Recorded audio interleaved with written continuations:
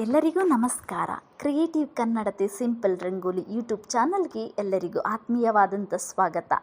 ಇಂದು ರಂಗೋಲಿಯ ಜೊತೆಗೆ ಸಂಧ್ಯಾರಾಗ ಕಾದಂಬರಿಯ ಮುಂದಿನ ಅಧ್ಯಾಯವನ್ನು ನೋಡೋಣ ಬನ್ನಿ.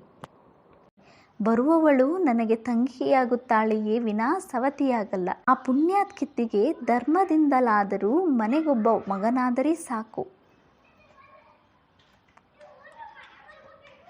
ಗೌರತ್ತೆಗೆ ಮಾತು ತೋರದಾಯಿತು. ಹೂಬತ್ತಿಯ ಬುಟ್ಟಿಯನ್ನು ತೆಗೆದುಕೊಂಡು ಅಡಿಗೆಯ ಮನೆಗೆ ಹೊರಟು ಹೋದರು. ಮೀನಾಕ್ಷಮ್ಮ ನಿಶ್ಚಿಂತೆಯ ಶಾಂತಿಯನ್ನು ತಳೆದರು. 8 ದಿವಸಕ್ಕೆ ರಾಯರು ತುಂಬ ಬಡವಾದರು. ಊಟ ತಿಂಡಿಗಳಲ್ಲಿ ಅಭಿರುಚಿ ಕಡಿಮೆಯಾಯಿತು. ಮನಸ್ಸಿನಲ್ಲಿ ಏನೋ ಯೋಚನೆಯನ್ನಿಟ್ಟುಕೊಂಡು ಕುರಗಲಾರಂಭಿಸಿದರು. ಪಡಸಾಲೆಯಲ್ಲಿ ಶತಪಥ ತಿರುಗುವರು. ನಿಂತಲ್ಲಿಯೇ ನಿಂತು ಯೋಚನೆಯಲ್ಲಿ ಮೈಮರೆಯುವರು. ಶಾಮಣ್ಣ ಇದನ್ನು ನೋಡುತ್ತಿದ್ದವರು ತಾವೇ ಮಾತು ತೆಗೆಯಲು ಹೆದರಿದರು. ರಾಯರದು ಮುಚ್ಚಿಡುವ ಸ್ವಭಾವವಲ್ಲ. ಅವರೇ ಹೇಳದೆ 8 ದಿವಸದಿಂದ ಸುಮ್ಮನಿರುವಾಗ ತಾವೇ ಕೆದಕಿ ಕೇಳುವುದು ಅಧಿಕ ಪ್ರಸಂಗವಾದೀತೆಂದು ಭಯಪಟ್ಟರು. ಆದರೆ ರಾಯರ ಸ್ಥಿತಿ ಕರುಣಾಜನಕವಾಗಿತ್ತು. ಅವರ ಕಣ್ಣುಗಳಲ್ಲಿ ಹೊರಸೂಸುತ್ತಿದ್ದ ದುಃಖ ಯಾರನ್ನಾದರೂ ಅನುಕಂಪ ತೋರುವಂತೆ ಮಾಡುತ್ತಿತ್ತು.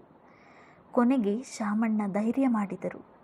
ರಾಯರು ದುಃಖದ ಕಾರಣವನ್ನು ಹೇಳಿದರಂತೂ ಸರಿಯೇ ಹೋಯಿತು.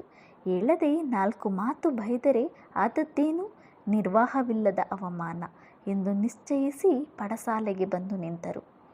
ಶಾಮಣ್ಣ ನಿಂತಿದ್ದುದನ್ನು 2-3 ಸಲ ನೋಡಿಯೂ ರಾಯರು ಸುಮ್ಮನೆ ಇದ್ದರು. ಶಾಮಣ್ಣ ಆ ಸ್ಥಳ ಬಿಡುವ ಚಿಹ್ನೆ ಕಾಣಬರಲಿಲ್ಲ. ರಾಯರೇ ಮಾತು ತೆಗೆದರು. ಏನು ಶಾಮಣ್ಣ, ಏನು ಸಮಾಚಾರ? ಅದನ್ನು ಕೇಳುವುದಕ್ಕೆ ಬಂದೆ. 8 ದಿವಸದಿಂದ ನೋಡಿದೆ, ಇನ್ನೂ ತಡೆಯಲಾಗಲಿಲ್ಲ. ಏನು ಕೇಳೋಣ ಅಂತ ಬಂದೆ.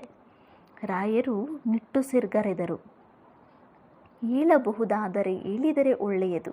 ಮನಸ್ಸು ಹಗುರವಾಗಬಹುದು. ಏನು ಹಗುರವೋ ಕೇಳು ಶಾಮಿ. ಮೀನಾ ಅಮ್ಮನಿಗೆ ಒಂದು ಮಾತು ಹೇಳಿದಳು. ಅದನ್ನು ಅಮ್ಮ ನನ್ನ ಹತ್ತಿರ ಹೇಳಿದ್ದಾಳೆ. ನೀನು ಆಗಿದ್ದರೆ ಏನು ಮಾಡುತ್ತಿದ್ದೆ? ವಿಷಯ ಗೊತ್ತಾಗಲಿಲ್ಲ. ಮನೆಯ ವಿಷಯ. ಮಕ್ಕಳಾಗಲಿಲ್ಲ ಅಂತ ಮೀನಾ ನನಗೆ ಬೇರೆ ಮದುವೆ ಮಾಡಿಸಿ ಅಂತ ಅಮ್ಮನಿಗೆ ಹೇಳಿದಳಂತೆ. ಎಲ್ಲಾದರೂ ಉಂಟೆ ಶಾಮಿ? ನನಗೂ ಅಮ್ಮ ಅವರು ಹೇಳಿದರು. ಸಮಯ ನೋಡಿ ಅರಿಕೆ ಮಾಡಿಕೊಳ್ಳೋಣ ಅಂತಿದ್ದೆ. ರಾಯರು ಏನು ಹೇಳೋಣವಾಗುತ್ತೆ? ಹೇಳೋದೇನು, ಕಂಡ ಹಾಗೆ ಇದೆ. ಮೀನಾ ನನ್ನ ಭಾಗ್ಯಲಕ್ಷ್ಮಿ. ಮಕ್ಕಳಿಲ್ಲದಿದ್ದರೂ ಚಿಂತೆ ಇಲ್ಲ. ಅವಳಿಗೊಬ್ಬಳಿಗೂ ಸವತಿನ ತರೋಕೆ ನನಗೆ ಇಷ್ಟವಿಲ್ಲ. ಅವರು ಸವತಿ ಅಂತ ಭಾವಿಸಿದ್ದರಲ್ಲವೇ ಕಷ್ಟ, ತಂಗಿ ಎಂದು ಭಾವಿಸುತ್ತಾರಂತೆ. ಈ ವಿಚಾರದಲ್ಲಿ ನೀವು ಯೋಚನೆ ಇಟ್ಟುಕೊಳ್ಳಬಾರದು ಎಂದು ಹೇಳಿದರು. ಅವಳು ಭಾವಿಸಬಹುದು. ಮೀನಾನ ದೊಡ್ಡ ಗುಣ ನಾನು ಕಾಣಿನೇ. ಆದರೆ ಬರೋ ಹೆಣ್ಣು ಕಾಣಬೇಕಲ್ಲಪ್ಪ. ಅದು ಅಲ್ಲದೆ ನನಗೆ ಈ ವಯಸ್ಸಿನಲ್ಲಿ ಮದುವೆ ಅಂದರೇನು ಶಾಮಿ? ಶುದ್ಧ ನಾಚಿಕೆಗೀಡು. ತಮಗೇನು ಅಂತಹ ವಯಸ್ಸಾಗಿಲ್ಲ ಸ್ವಾಮಿ. ದೇವರು ಇದ್ದ ಹಾಗೆ ಇದ್ದೀರಿ. ಅಮ್ಮ ಅವರ ಕಡೆಯದೇ ಒಂದು ಹೆಣ್ಣಿದೆಯಂತೆ, ಅದನ್ನೇ ತರುತ್ತಾರಂತೆ. ಆಗ ನಿಮ್ಮ ಅನುಮಾನವೂ ದೂರವಾದ ಹಾಗೆ ಆಗುತ್ತದೆಯಲ್ಲ ಶಾಮಿ. ಚರ್ಚೆಯಲ್ಲಿ ಒಪ್ಪಿಸೋ ವಿಚಾರ ಅಲ್ಲಪ್ಪ ಇದು. ಮೀನಾ ನನಗೆ ಬರೀ ಹೆಂಡತಿಯಲ್ಲ, ನನ್ನ ಬಾಳಿನಲ್ಲಿ ಅವಳ ಸ್ಥಾನವೇ ಬೇರೆ. ಅದನ್ನು ಅಲುಗಾಡಿಸಲಿ ಹೇಳು. ಮೀನಾ ಬರುವುದಕ್ಕೆ ಮುಂಚೆ ನಾನೊಂದು ಪಶು. ಅಪ್ಪ ರಟ್ಟೆ ಮುರಿದು ಸಂಪಾದಿಸಿ ಹಾಕಿದ್ದರು. ಅದನ್ನು ತಿಂದುಕೊಂಡು ತುಂಡು ಗೂಳಿ ಬೆಳೆದ ಹಾಗೆ ಬೆಳೆದಿದ್ದೆ. ಅವಳು ನನ್ನ ಒಬ್ಬ ಮನುಷ್ಯನನ್ನಾಗಿ ಮಾಡಿದಳು. ನಾನೇ ಗೌರವಿಸುವ ಹಾಗೆ ಮಾಡಿದಳು. ನಾನು ಇಹದಲ್ಲಿಯಾಗಲಿ ಪರದಲ್ಲಿಯಾಗಲಿ ಕತ್ತೆತ್ತಿ ತಿರುಗುವಂತೆ ಮಾಡಿದಳು. ಈಗ ಅವಳ ಜೀವನ ಒಡೆಯಲೇ? ಅವಳು ಯಾವುದನ್ನು ತನ್ನ ಪ್ರಾಣಕ್ಕಿಂತ ಹೆಚ್ಚು ಅಂದುಕೊಂಡಿದ್ದಾಳೋ ಅಂತಹ ನನ್ನ ಪ್ರೇಮ ಹರಿದು ಹಂಚಿ ಹೋಗುವಂತೆ ಮಾಡಲೇ? ಅವರೇ ಒಪ್ಪಿಗೆ ಸೂಚಿಸುತ್ತಿದ್ದಾರಲ್ಲ, ಅದು ಅವಳ ದೊಡ್ಡತನ. ಅವಳು ಯಾವಾಗಲೂ ಹಾಗೆ ಶಾಮಿ. ಎಲ್ಲರ ಹಿತ ಸುಖಕ್ಕೆ ದಾರಿ ಮಾಡಿ ತಾನು ಹಿಂದಕ್ಕೆ ಸರಿಯುತ್ತಾಳೆ. ಯೋಚನೆ ಮಾಡಿ ಸ್ವಾಮಿ. ತಾವು ಒಪ್ಪಿದ ಹೊರತು ಅಮ್ಮ ಅವರು ಕಣ್ತುಂಬ ನಿದ್ದೆ ಮಾಡೋ ಹಾಗೆ ಕಾಣಲ್ಲ ಎಂದು ಹೇಳಿ ಮಾತು ಮುಗಿಸಿದರು.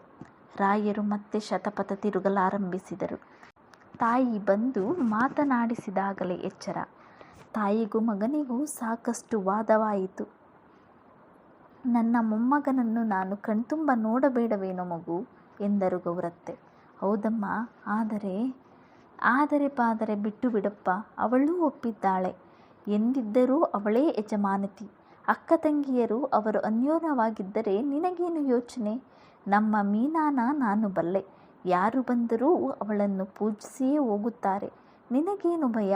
ಇದೊಂದು ನಡೆಸಿಕೊಡಪ್ಪ ಸೀನಣ್ಣ, ಎಲ್ಲರಿಗೂ ತೃಪ್ತಿ, ಎಲ್ಲರಿಗೂ ಸಮಾಧಾನವಾಗುತ್ತೆ ಎಂದು ದೈನ್ಯದಿಂದ ಬೇಡಿದರು. ರಾಯರ ಜೀವ ತಲ್ಲಣಿಸಿ ಹೋಯಿತು. ರಾಯರ ಮಾತು ಕೇಳಿ ಕರ್ಣ ದುರ್ಯೋಧನನನ್ನು ಬಲಿಕೊಟ್ಟಂತೆ ತಾವು ಮೀನಾಕ್ಷಮ್ಮನನ್ನು ಬಲಿಕೊಡುತ್ತಿರುವಂತೆ ಭಾವಿಸಿದರು. ಕಣ್ಣುಗಳಲ್ಲಿ ಗಳಗಳನೆ ಹನಿಗಳು ದುರಿದವು. ಇದೊಂದು ಮರೆತು ಬಿಡಮ್ಮ, ಬೇಕಾದ ಹುಡುಗನ್ನ ದತ್ತು ತೆಗೆದುಕೊಳ್ಳೋಣ. ಎಲ್ಲಾದರೂ ಉಂಟೇನೋ ಮಗು? ಯಾರದೋ ಮಗು ತಂದು ಸಾಕಿದರೆ ನಮ್ಮದಾಗತ್ತೆಯೇ? ಇದಕ್ಕೆ ಒಪ್ಪಿಬಿಡಪ್ಪ. ನಾನೂ ಮುದುಕಿ, ಸಾಯೋ ಕಡೆಗಾಲದಲ್ಲಿ ನನ್ನ ಮಗ ನನ್ನ ಮಾತು ಮೀರಿದ ಎನ್ನೋ ದುಃಖ ಕೊಡಬೇಡ. ತಾಯಿಯ ಮಾತುಗಳು ಈಟಿಯಂತೆ ಇರಿಯಲಾರಂಭಿಸಿದವು. ರಾಯರು ಚಿಂತಿಸಿ ಸಾಕಾಗಿ, ನಿನ್ನ ಇಷ್ಟ ಅಮ್ಮ, ಬೇಕಾದ್ದು ಮಾಡಿಬಿಡು ಎಂದರು. ಗೌರತ್ತೆ ಮಗನನ್ನು ಬಾಯಿ ತುಂಬ ಅರಸಿ ಗೆಲುವಿನ ನಗೆಯಿಂದ ಮೀನಮ್ಮನ ಬಳಿಗೆ ತೆರಳಿದರು. ಧನ್ಯವಾದಗಳು. ನಿಮ್ಮ ನೆಚ್ಚಿನ ಸಂಧ್ಯಾರಾಗ ಕಾದಂಬರಿ ಮುಂದಿನ ಸಂಚಿಕೆಗಳಲ್ಲಿ ಮುಂದುವರಿಯುತ್ತದೆ. ಈ ವಿಡಿಯೋ ನಿಮಗೆ ಇಷ್ಟವಾಗಿದ್ದಲ್ಲಿ ದಯವಿಟ್ಟು ಸಬ್ಸ್ಕ್ರೈಬ್ ಮಾಡುವುದನ್ನು ಮರೆಯದಿರಿ. ಧನ್ಯವಾದಗಳು.